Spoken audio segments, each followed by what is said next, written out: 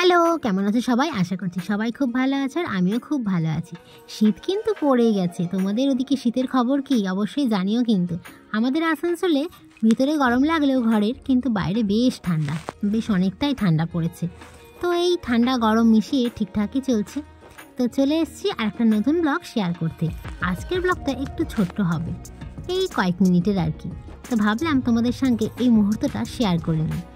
তোমাদের তো আগেই বলেছি কৃষ্ণনগরে প্রচুর ঠাকুর, আর ঠাকুর বিসর্জন হতে বেশ সময় লাগে। মানে পুরো রাত পার হয়ে গেলেও পরের দিনও কিছু কিছু ঠাকুর রয়ে যায়, মানে ভোরবেলাতেও বিসর্জন হয়। আর এই হলো আমাদের এই কদমতলা ঘাট বা ঘাটের ধার বলতে পারো, তার পরিস্থিতি। দেখতে পাচ্ছ কতটা ভিড়। এখানে যে সমস্ত মানুষগুলো আছে, প্রচুর মানুষ আছে যারা সারা রাত জেগে ঠাকুর দেখেছে। আর কার জন্য এত অপেক্ষা জানো? আমাদের রাজরানী বুড়িমার জন্য।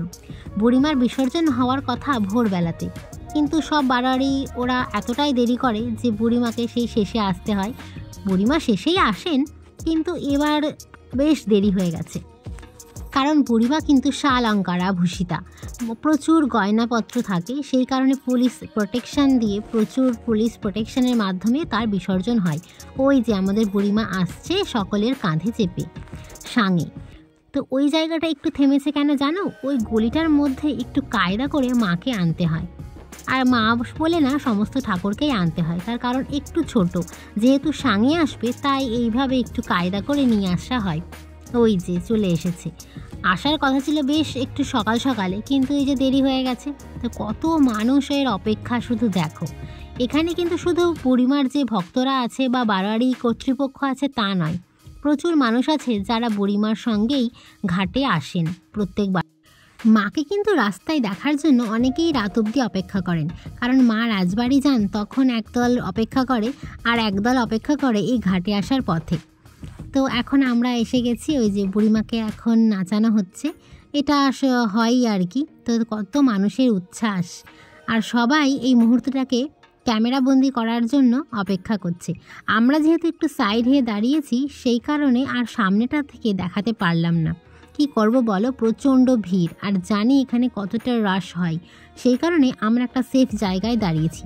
তার কারণ বুড়িমা এই যে দেখো দেখো, বুড়িমা এবার ঘাটের ওই ওপরটাতে এখন দাঁড়াবে। আর ওই পাশে আছে আমাদের ছোটো মা, কাঁঠালপোতার মা। তো ওই ঠাকুরটা এবার দেখতে পাইনি পুজোর সময়, তাই এখানেই দেখা হয়ে গেল দুই বোনের। তো এভাবেই ছোটো মা আর বুড়িমা পাশাপাশি ঘাটে আসেন, তবেই নিরঞ্জন হয়। তো ওইদিকে ছোটো মার যে সমস্ত গয়না গাঁটি আছে সেগুলো আস্তে আস্তে এগুলো খোলা হচ্ছে আর প্রস্তুতি নেওয়া হচ্ছে নিরঞ্জনের। আর এদিকে বুড়িমা এসে গেছে। তো ঠিক আছে, এবার হয়ে যাবে আর কি, যে যার প্রসেসে এগোবে। এখানে প্রচুর পুলিশ, কতটা কি দেখাতে পাচ্ছে আমি জানি না, ওই দেখো তোমাদেরকে একটু দেখিয়ে দিলাম। আর ওই যে ছোটো মা আস্তে আস্তে গয়না খোলা হচ্ছে। আর এখানে প্রচুর মানুষ, এবার ভিড় হবে, যে তারা দেখে নিয়েছে বুড়িমাকে ঘাটে আসা, তো এবার ফিরবে। সেই কারণে আমরা একটা সেফ জায়গায় দাঁড়িয়ে আছি। দাঁড়াও তোমাদেরকে একটুখানি দেখাই। দেখো, জাস্ট দেখো, ভাবতে পারছো কতটা ভিড় হয়েছে এখানে।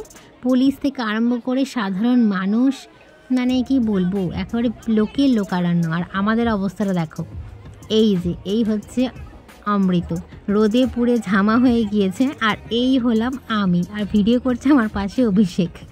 অভিষেক তো কি বলবো, হাসি পাচ্ছে, ভীষণ রোদ, বলছে তোমরা পাগল হয়ে গেছে, একটা ছাতাও আনেনি। সত্যিই আমরা আসার সময় ভীষণ ভুল করেছি। তো যাই হোক, চলো এবার বাড়ি ফিরবো এই ভিড়ের মধ্যে দিয়ে। তো এই যে এখন বাড়ি ফিরছি, আর আমরা হাসাহাসি করছি যে আমাদের ট্যান পরে কস থিটা যাতা হয়ে যাচ্ছে, সেই যে অঙ্কের মতো। তো সেই নিয়ে হাসি চলছিল, এই আমরা ভুলে গেছি ছাতা টাতা আনতে। তো চলো এবার বাড়ি ফেরা যাক। টাটা, দেখা হবে অন্য কোনো ব্লগে।